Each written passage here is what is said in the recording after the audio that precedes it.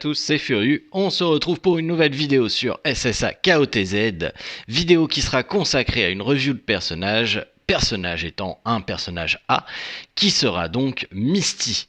Misty que vous retrouvez très fortement en PVP actuellement, parce qu'il est complètement méta, il va l'être pendant longtemps, tant et aussi longtemps que des persos AOE seront disponibles. Misty sera un contre à ces persos AOE là. En plus, c'est un CC qui est extrêmement rapide de base. Il est à plus de 350, on verra ça ensemble, mais de mémoire, il est à plus de 350 de base. Donc c'est quand même un perso qui est extrêmement rapide sur sa vitesse de base, qui va être en plus contrôle, donc qui va pouvoir faire un contrôle, une provocation. Ça va obliger le perso à attaquer avec son attaque de base Misty. Et surtout les shields qui seront le gros point fort de Misty, qui va faire en sorte que ça va reflect les damages des persos l'attaquant. Justement, allons voir les skills. Donc, la provocation inflige 50% de dégâts physiques à un ennemi avec 35% de chance, plus stat 8 de provoquer la cible. Les ennemis provoqués sont obligés d'attaquer Misty du lézard avec des attaques de base. Donc ça dure qu'une action.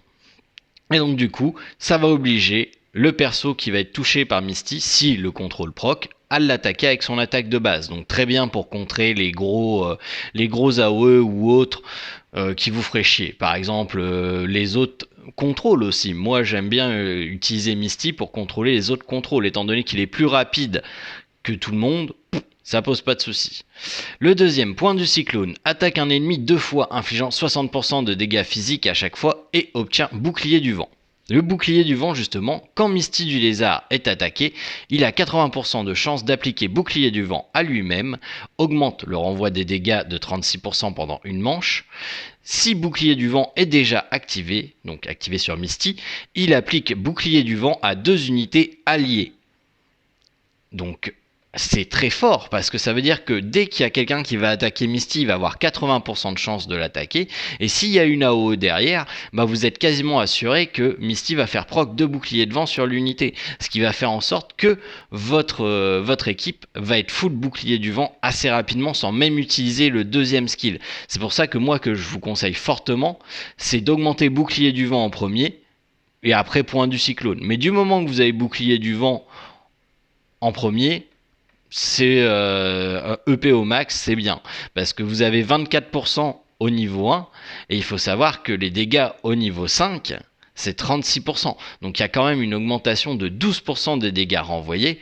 Alors effectivement, si on prend une attaque à 1000 ou 2000, ça change pas grand chose, mais sur une flèche d'Aiolo, sur un gros AOE de Chakaraya Shiki plus tard, ou de Saga même actuellement, ça va changer complètement la donne d'avoir cette possibilité de renvoyer 36% des dégâts subis. Et c'est 36% des dégâts subis par chaque bouclier du vent. Donc si toute votre équipe a un bouclier du vent, chaque bouclier du vent va renvoyer 36% des dégâts infligés à votre personnage sous bouclier du vent. Donc pour moi, c'est vraiment le skill à maximiser. Et après, par la suite, j'ai point du cyclone que j'ai maximisé. Mais il n'est pas encore au max. Misty n'étant pas tombé énormément de fois. C'est assez aléatoire parce que c'est 35% de chance de base, mais il y a du statut 8 en plus. Donc voilà. Donc c'est vraiment les deux sorts à retenir, point du cyclone, bouclier du vent. Bouclier du vent qui est le 7ème sens de Misty, donc vous n'aurez pas le choix de débloquer le 7ème sens de Misty, sinon il sera vraiment moins utile que ce qu'il pourrait être.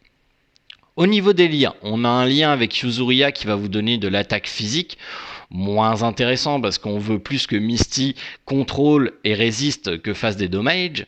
Le deuxième, c'est un lien avec Saori que je n'ai malheureusement toujours pas, et Aphrodite qui va augmenter les PV, donc ça j'aurais bien aimé l'avoir. Ensuite vous avez un lien avec Misty, Jamian et Moses qui vont augmenter encore l'attaque physique, donc encore une fois pas très utile étant donné qu'on veut vraiment que Misty résiste, c'est pas lui qui va faire les dégâts dans votre équipe, hein, clairement.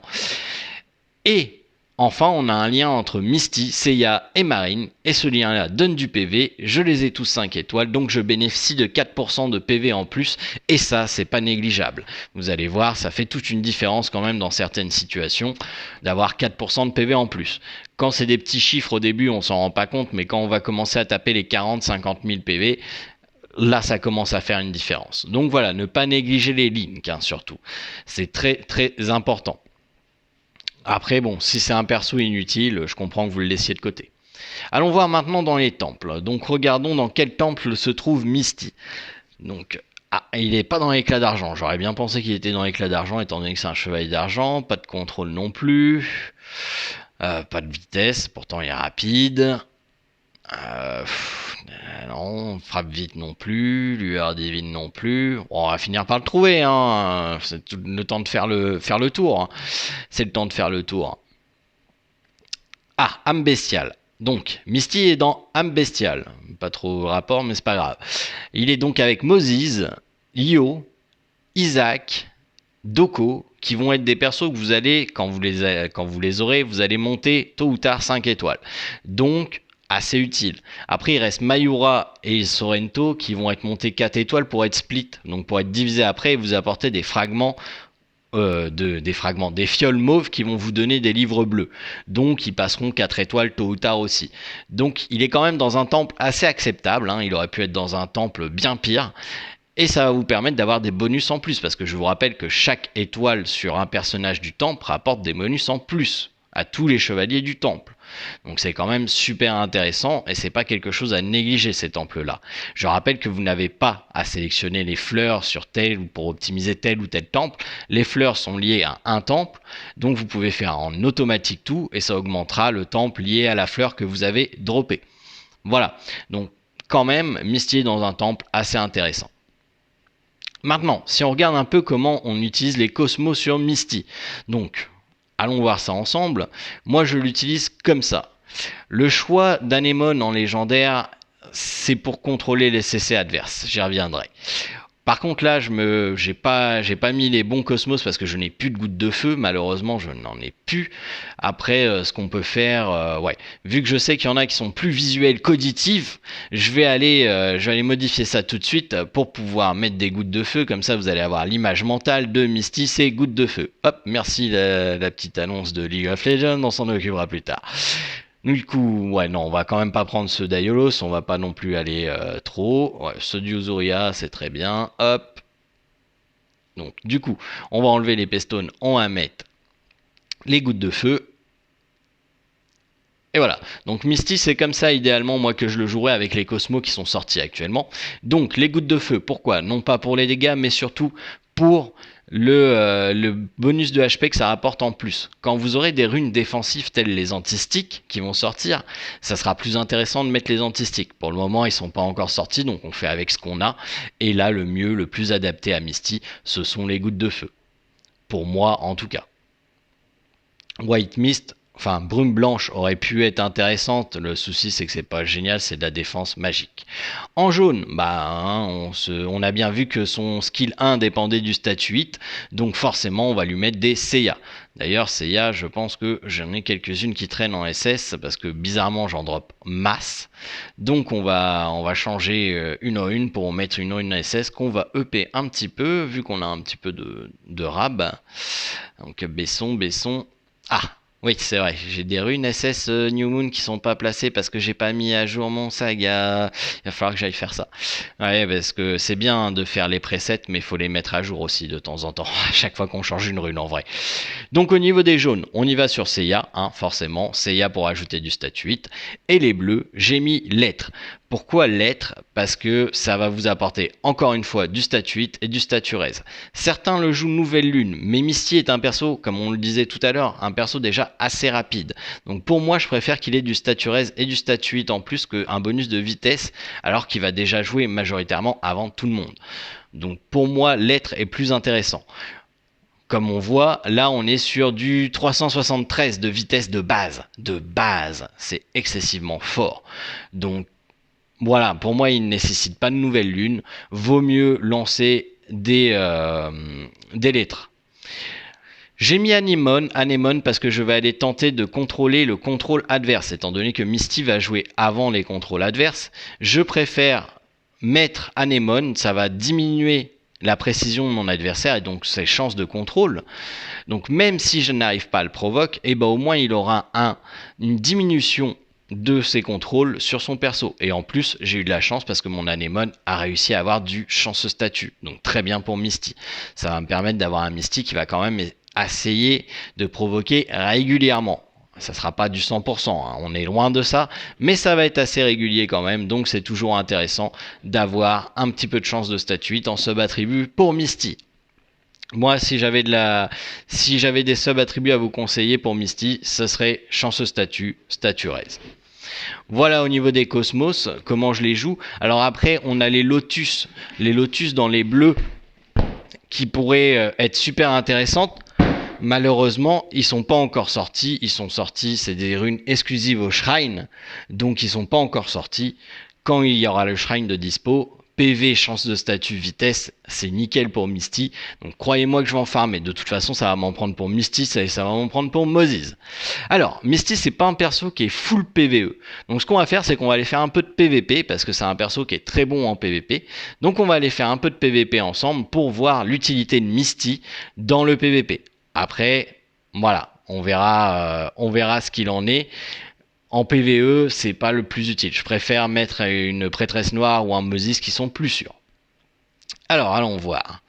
Du coup, on va... merde, j'aurais dû attaquer, j'ai rafraîchi, c'est pas grave. Ah, si, c'est grave, parce que c'est 2 arcs. On va éviter d'attaquer un arc, hein. On va essayer de refresh, encore une fois. Allez, hop. Bon, bah là, désolé, mais du coup... On va y aller avec un arc. Ah, et merde, en plus j'ai mis en défi rapide, donc je vais pas vous montrer grand chose là. Ok, bon, on recommence. Deuxième chance. Voilà, allez, on est parti. On va utiliser Misty. Donc là, je vais mettre une équipe PVP hein, avec Misty à l'intérieur, forcément, pour vous montrer à quoi il sert. Donc là, du coup, alors, qui c'est que je vais retirer? Je vais retirer... Ouais... Ah, ouais, ouais, j'aimerais bien garder mon mu quand même. Oh, boy. Ah, quand il y a plein de persos, on hésite, hein, on est toujours dans l'hésitation. Qu'est-ce qu'on va jouer? Qu'est-ce qui serait le plus opti? Ouais, je vais quand même garder mon mu, je préfère. Hein. Chacun n'est pas nécessaire, on a déjà 2 contrôles, plus une Luna. Allez, c'est parti. Donc là, on va essayer de viser la Luna en premier pour éviter le double tour de un de ces persos. Nickel, ça proc, vous voyez, hop, direct, provocation, pas de double tour de Luna. Moi, ma Luna, je pense que je peux la mettre sur Moses au premier tour. Le Saga ne devrait pas me poser trop de problèmes au premier tour. Du coup, là, on va essayer de contrôler, bien entendu, son Moses et sa Luna. On va espérer, en tout cas. Mais non, parce que, du coup, j'ai eu un debuff. Il joue Saga avec Décélérator. Ok. Il n'a pas dû apprendre à jouer Saga vraiment beaucoup, lui. Donc, du coup, bah, on lui va stun sa Luna. Et là, vous voyez, les boucliers de vent, on proc. Et regardez les dégâts que Saga se prend dans la face juste avec les boucliers de vent. Hop, en plus, on arrive à contrôler son Moses, donc parfait. Là, on va commencer à renforcer. Donc, on va mettre les boucliers pour protéger de l'attaque de Saga, forcément. Du coup, maintenant, Saga, s'il attaque, il aura non seulement les shields de vent, mais en plus les shields de mu. Et vu que c'est de l'automatique, bah forcément il est con, il va attaquer. En plus Aiolia attaque, allez c'est parfait, on continue comme ça, on lâche rien. Donc là du coup on va se retaper un petit mur, hop. Voilà, donc là on a 3 shields. Le prochain tour, la Starlight Extinction qui part, elle va faire mal. Là vous voyez, toute l'équipe a des shields de vent, et je n'ai pas utilisé le sort pour faire proc les shields devant. Vous voyez la puissance du perso, regardez les PV de Saga, alors que je ne l'ai pas attaqué quasiment. Donc là, on est reparti sur du contrôle, hop, ça n'a pas passé. Ah, dommage. J'aurais bien aimé que ça passe. Ouais, on va faire durer, Hop. Allez, bing. Là par contre, prochain tour, on lance tout ça. Donc forcément mon Aiolia fait moins mal hein, dû à son Daedalus. Mais c'est pas grave, le danger vient pas de là. Là, voilà. Saga s'est suicidé sur les shields de devant. Et maintenant, bon, on n'a plus qu'à finir tout ça avec Mu. Clairement.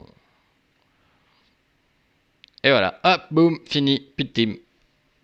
Donc vous avez vu le combo Mu Misty qui est quand même très intéressant, hein. On se leurrera pas, c'est du combo sacré, c'est super. Moi j'adore beaucoup, et quand Yoga Pog sortira et Poséidon, ça va être les 4 persos joués ensemble, ça va être un massacre. Bref, on en reparlera plus tard. Suivant. Donc là on est parti sur un autre combat. Donc là par contre, voyons voir ce qu'il va jouer, parce que je ne suis pas sûr. Ah, si, ça reste une équipe très semblable. Il a 2 contrôles de plus, mais on va partir là-dessus. Il n'y a plus de Daedalus, donc même le Aiolia va faire mal. Donc là du coup on va essayer de provoquer le Shaka. Ça n'a pas marché, mais vous voyez, du coup j'ai débuff sa précision, donc il aura moins de chances de le mettre. Là on va se renforcer tout de suite, comme ça on va pas faire traîner les choses. Nickel, hop, le Saga qui fait, il fait proc le premier shield devant sur Misty, et maintenant, s'il y a d'autres dégâts sur Misty, et ben ça va partir sur quelqu'un d'autre. Du coup, moi, je veux que mon Aiolia se fasse taper, donc je ne mettrai pas de shield sur Aiolia, je veux que sa vie baisse. Donc là, on va essayer de reproc le Shaka, toujours pas. Ah, dommage, mais il a 2 debuffs sur la tronche, ça va pas lui faire du bien. Donc là, un petit shield sur Misty, et on est parti. Tac, alors là il a explosé 2 shields avec son Galakshan, ça va faire mal. Donc là on va laisser le Moses, hein. Le Moses de toute façon en auto il attaque le Kiki. Donc là on est parti, un petit coup de Lightning Plasma. Et puis là, je sais pas si le Mu pourrait les tuer directement. Je réfléchis tout haut, hein, je réfléchis tout haut. On va tenter le coup. On va quand même mettre un double tour, espérant un shield par la suite. Ah ouais, non, c'était pas suffisant. C'était pas suffisant. Oh, un triple tour. Oh bah tiens, allez, hop. On en remet 2 shields du coup. Comme si on n'avait rien fait. Donc c'est parfait. On est sur un triple tour. On va attendre que, du coup, les shields se fassent taper par le Saga pour finir tout ça avec Mu. De toute façon, ça sera pas un trop gros problème. Là maintenant, il a plus les cartes en main pour la victoire, donc ça posera aucun souci de finir. Donc là, on va y aller du coup avec le Starlight, hein.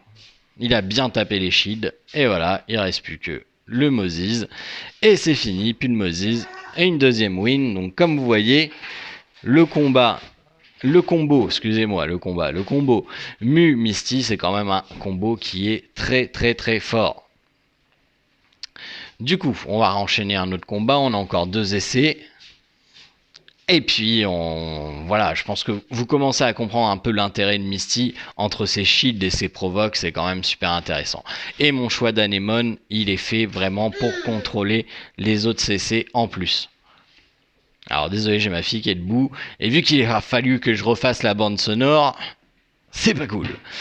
Du coup, là on va essayer de provoquer le Yoga, ça passe, nickel. Donc du coup Yoga ne balancera pas sa glace de partout. Donc là vous voyez, on affronte une Team Freeze avec Saga et Doko, donc 2 gros DPS. Ah, le stun qui passe pas sur le... Ah, ça y est, passé. Dis donc, il me résiste maintenant. Comme quoi, hein, 71% c'est toujours pas assez, il va me falloir encore plus. Toujours plus de statuettes sur Moses. Du coup, là, on va continuer à essayer de contrôler ces 2 Team Freeze. C'est là que le danger va être, hein, principalement. On va protéger, parce que là, le Saga va pouvoir jouer, et puis les autres, ils sont à eux aussi tous derrière, donc voilà. Hop, et nickel. Alors, pourquoi le combo est si fort? Je m'en perçois que je vous dis que le combo il est fort, mais je vous ai pas expliqué pourquoi. En fait, si ils se reçoivent des dégâts, que ça soit par le shield ou par le shield devant, il va y avoir une conséquence à ça. C'est-à-dire que l'un n'empêche pas l'autre. Même si vous avez le shield de Mu, le shield devant va proc quand même. Donc c'est quand même super intéressant d'avoir les deux. Pareil, si vous jouez contre un Misty en face, les dégâts reflect que vous allez vous prendre dans la tronche par le Misty vont être calculés sur les shields. Donc ils vont renforcer votre propre Mu. Donc non seulement Mu est intéressant avec Misty, mais Mu est aussi intéressant contre Misty. Mu, de toute façon, il est trop fort. Donc voilà, bah, vous voyez, hein, une Starlight, on va même en lancer une deuxième, histoire de finir les quelques persos qui restent. Hop, adios, Lightning Plasma, un petit coup de caillou, référence à Zuli, qu'il ne tue même pas. Bon bah très bien, Misty va le finir du coup. Hop. Donc voilà, encore un combat rondement mené avec cette team. Vous voyez, hein, c'est une team qui fonctionne très très bien. Donc du coup, moi je vous conseille fortement de monter Misty au moins 5 étoiles. 6 étoiles, ça serait peut-être abusé pour le moment, mais 5 étoiles, c'est pas mal. 5 étoiles, ça va être viable longtemps, donc n'hésitez pas. Du coup, là, on va repartir sur une team encore similaire. Hein. Ils aiment bien le combo Saga, Luna, Kiki, Shaka, Moses. La petite nouveauté, c'est Afro. Donc là, bah, la Luna en auto, c'est un petit peu bête. Luna en auto, ça va full double tour. Le Kiki, le premier provoque qui passe, on est bien. On va double tour le Moses pour être tranquille et stun 2 personnes. On protège le Misty. Misty, bah boum, son shield devant proc, premier shield devant. Donc prochaine fois qu'il se fera attaquer, il y aura une chance que ça proc. Du coup là, il a 2. Là vous voyez, il a attaqué Misty. Hop, 2 fois, boum. On s'est retrouvé avec 4 shields devant sur le terrain. En plus de celui de Misty. Donc là on va protéger la Luna, on va protéger le Kiki, on va tout protéger. La Galaxian pop, boum. Alors... son Saga, il a l'air assez up quand même, hein, parce qu'il a beau se prendre des coups, et ses points de vie résistent. Mais de toute façon, à force de taper les shields, ils vont finir par mourir.